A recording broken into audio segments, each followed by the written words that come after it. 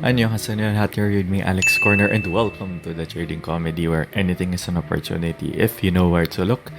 And for today, we're going to teach you guys how to use my lazy fib trade setups. So yan, long time no video. Alam ko malaki nang utang ko sa inyo. And yeah, this is my way of celebrating over 1,600 subscribers. Yan, so maraming salamat sa suporta nyo. And yeah, if you haven't watched my Nostradamus video, you can watch it pala muna before you watch this video. Ano daw? Yan. So anyway, we're gonna discuss my lazy fib trade setups. So tatlo lang naman yung kailangan yung i-memorize, at least from the context of the Philippine stock market. So first off, we're gonna go with Purgatorio. So Purgatorio is a setup for bounce players. So yung titingnan yung levels kung Purgatorio kayo would be these. Itong 38.2 hanggang 61.8. So this will be your entry. So yung risk management nyo para dito, kung kunwari pumasok kayo sa 38.2, you choose the level below. Yun yung gawin yung reference for cutting losses. So kung pumasok kayo sa 38.2, yung magiging cut nyo below 23.6. And if sa 50% kayo pumasok, then your cut would be below 38.2. And so on and so forth. Basta hanggang 61.8 lang yan. So ito yung magiging entry strat nyo if you're going to use this setup. And as for your profit taking or exit, simple lang. You just exit at 100%. Yun na yun. Saka ito din yung requirement para gamitin tong lazy fib trade setup. Dapat meron kayong reference support at may nakita kayong reference resistance. In short, pag sa Elliott wave, dapat meron kayong nakikitang wave 1. So, dapat yan yung makita nyo. May 1. So, ito yung essential requirement kung magagamit kayo ng fib. Mamaya sa mga backtest natin, papakitaan ko kayo ng sample kung paano siya gumagana. So, yan. So, you enter at any of these levels and then alis kayo dito. 100%. Yun na yung Purgatorio. Nothing more, nothing less. So, yan. We're done there. Next setup naman tayo. Going to use Paradiso. So, Paradiso is more of like sa mga breakout players dyan. So, initial requirement ko rin for Paradiso, dapat mayroon na siyang ginawang bounce. Or if you're familiar sa Elliott and assuming you watched the Nostradamus video, ito yung magiging wave 2. Okay? Dapat may present na wave 2 na siya. I mean, may present wave 2 yung stock or currency pair or commodity, whatever instrument you're trading. And your entry would be here, dito sa 78.6 to 100%. So, your entry would be here. Yan. Ito yung entry nyo. Yung exit nyo, it depends. Pwedeng dito sa 161. If you are following the forecast, pwede dito. Or dito sa lazy wave 3 natin. Depends on where the price bounced before breaking out. So, kung dito nag-bounce off yung price, yung pwede niyang tipihan, either pwede dito sa 161 or here.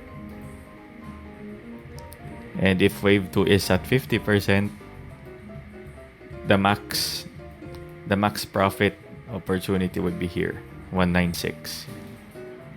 And if the price bounced off 38.2, ito yung next na pwede niyang puntahan. Okay. I mean, ito yung max niya. So, ganyan lang.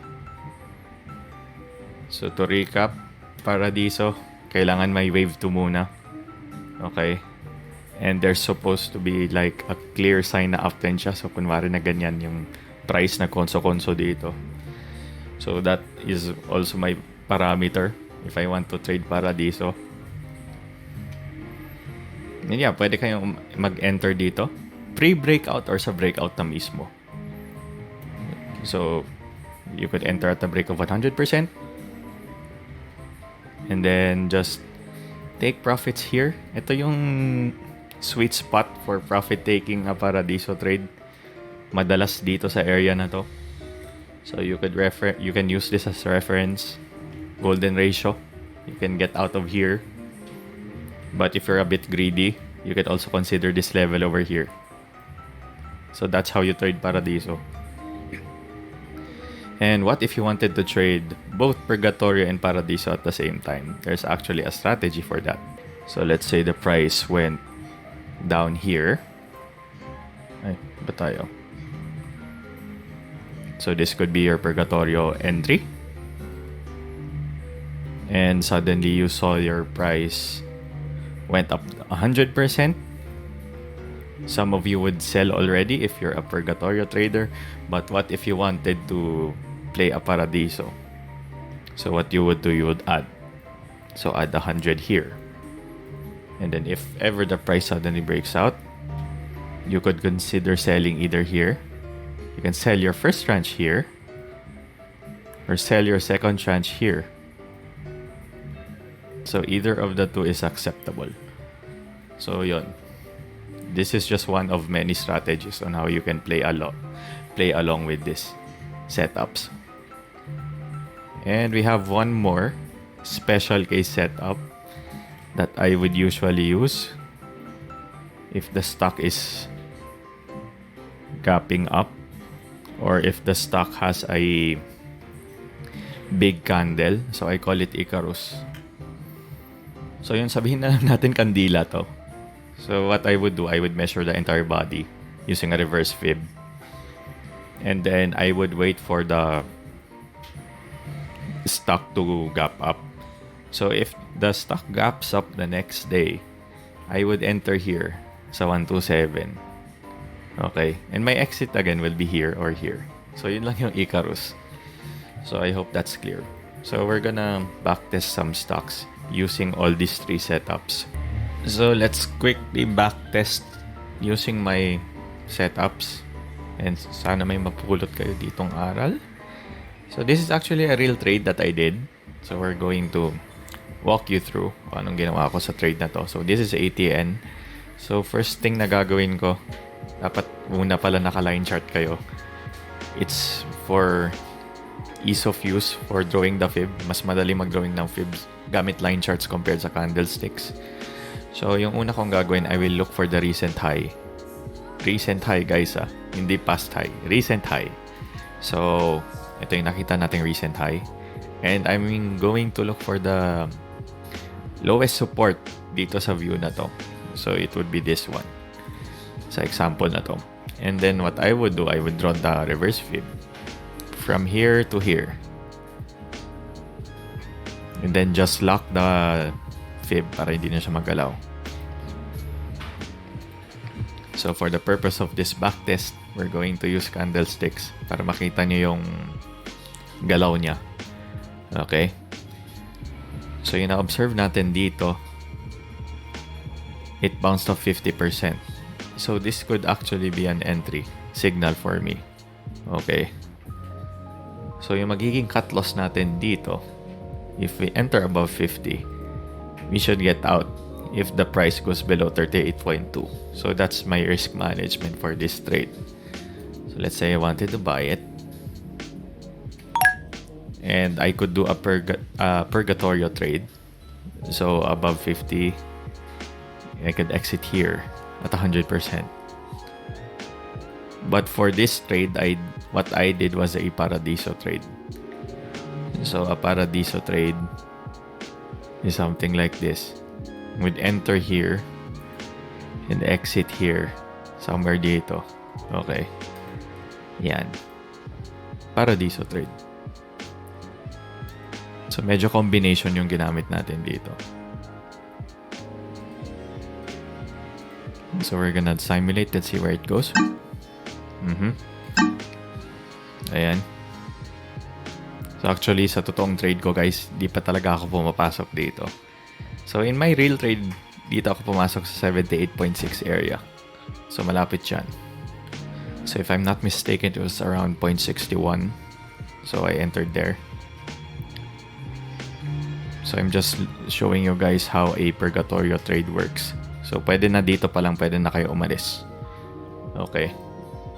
But what I did is a Paradiso trade. So, if I'm not mistaken, dito nga ako pumasok. Let's check the next day first. Ayan. Here. Let's say I entered here. So, hindi na tayo nasa purgatorio. Now, we're using a Paradiso trade. So, we're gonna see if this will materialize. So, next day. Ayan, tumama siya dun. yun na yung trade plan ko. So, I actually sold near here sa 0.80. Basta malapit dyan. Actually, lagpas pa nga. But yeah, that's how you play Paradiso. So, I hope this short trade dissection helped. So, yun lang. So, next one, we're gonna show you how I traded Icarus. So, ito virtual lang. So, this is to go. So, sinabi ko sa previous section ng video, what I would do is, for an Icarus drop play, you need to look for a big candle. So, this is the big candle. At ceiling pa ata to. Ceiling nga ba? Yan. Ceiling candle, pasok sa parameters. What I would do, I would measure the entire candle. Okay? You don't need to switch time frames. Yung titingnan nyo lang siguro dito yung order table or yung bid and ask. So yan, your strategy here, if you're gonna play Icarus, enter at 127.2 and exit anywhere here. So let's see where it hits. So let's say I buy here and let's go to the next trade. Tingnan natin kung saan siya tatama. O, yun na yun. So that's Icarus. So, as explained in the previous section of the video, ito yung trade range ko for Icarus.